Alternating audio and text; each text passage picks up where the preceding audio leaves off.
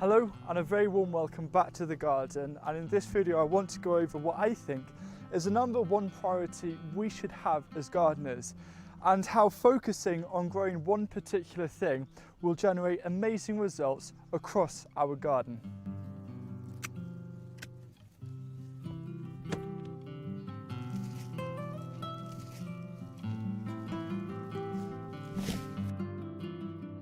What is this one thing? Well, let me give you a clue. It's to do with this hoodie, and to grow better vegetables, it isn't complicated rocket science, it's simple soil science, and having an understanding that the health of the soil has a direct influence on the health of our vegetable garden. And I'll be chatting more about this hoodie a little later on in the video.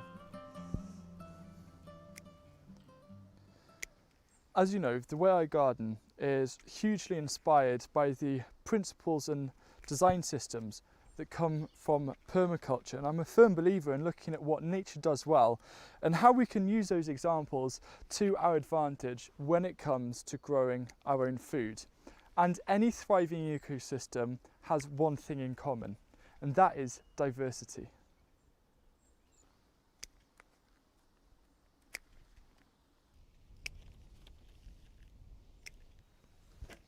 In my pest control video, I mentioned that one of the key ingredients to preventing problems of pests and diseases in the garden is through diversity, because it's a lot harder for an issue to take hold and you're more likely to have a lot of good guys to help defend as well.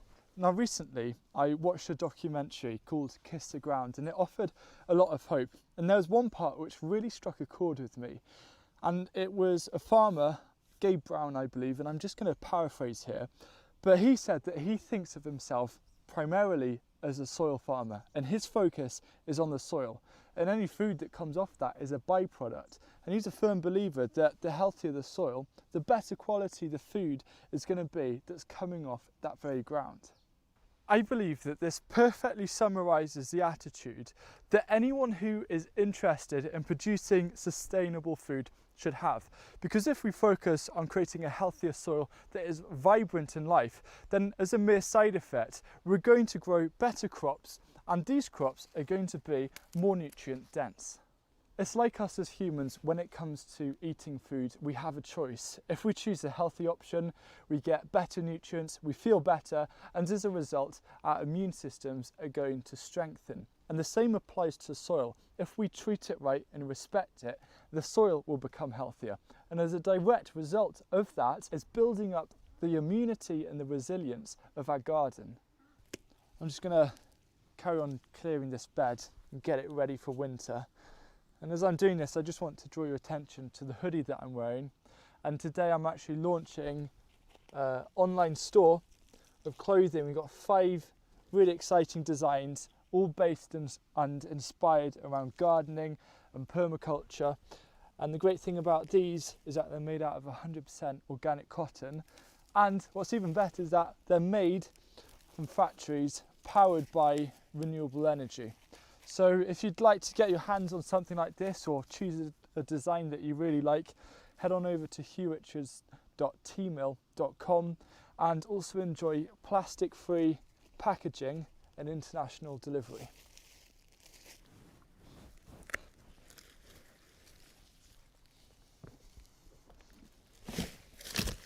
If we're looking at improving the health of our soil, I believe there are 3 fundamentals that need to be followed. The first one is the idea of organic matter. So organic matter is simply organic material, for example, plant residue that is beginning to decay. And this is high in carbon. And soil carbon is really important. Organic carbon is crucial because what it does, it adds structure to the soil, which means that you have better aeration, better water retention, less erosion, and less nutrient loss. But also the carbon that you get from organic matter is what microorganisms use for energy to then break down the rest of the organic matter and release the nutrients which become plant available. You can use things such as chopped up plant materials, decomposed organic manure, and of course homemade compost to add organic matter to the ground. But the important thing is to remember what happens in nature. In a forest, when the leaves fall from the trees, they apply a covering over the top surface of the soil, and that's exactly what you want to do. So I did a video a few weeks ago which is about how to prepare your garden for winter, your raised bed specifically. And in that I showed the method of how I add organic matter, and also why it's really important to do things like keep the roots of plants in the soil and not pull it out. And you want to aim for a covering of around 2 to 5 centimeters or 1 to 2 inches of decomposed organic matter over your soil every year. The second fundamental to help build and grow a healthier soil is diversity in planting. As I've said many times, nature thrives from diversity. Diversity equals abundance. So we can take this idea from nature and apply it to our gardens by growing lots of different things in a relatively small space. And what this does is you've got a lot of organic matter in terms of different root structures. You can then either chop and lightly drop, or you can harvest this organic material at the end of the season to then put on your compost, to then put back onto the soil, and it also helps reduce pest and disease issues. And if you want to find out different planting methods that you can use that does just this, first you start with the collaboration video I did with Vera Hertink about how to start growing using polycultures. And the third fundamental is minimal soil disturbance. So if I was using traditional techniques of gardening where I'd put over a load of compost and then I kind of fork it in or dig it in, what it actually does is destroy the structure of the soil, and it can destroy the biology within the soil. This is why large-scale horticultural producers that plough often need to rely on fertilizers to provide the nutrients for the plants, because there's no biology in the soil or in the ground that does that job.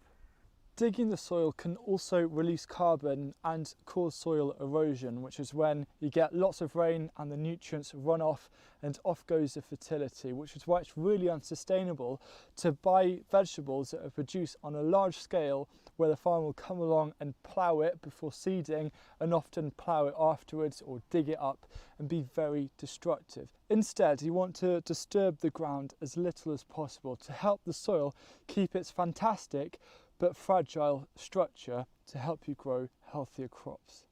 So those are the three fundamentals that we need to build and maintain a healthy soil.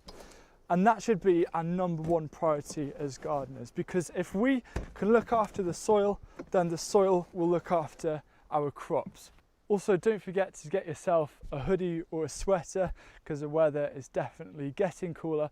And I look forward to seeing you in another video soon.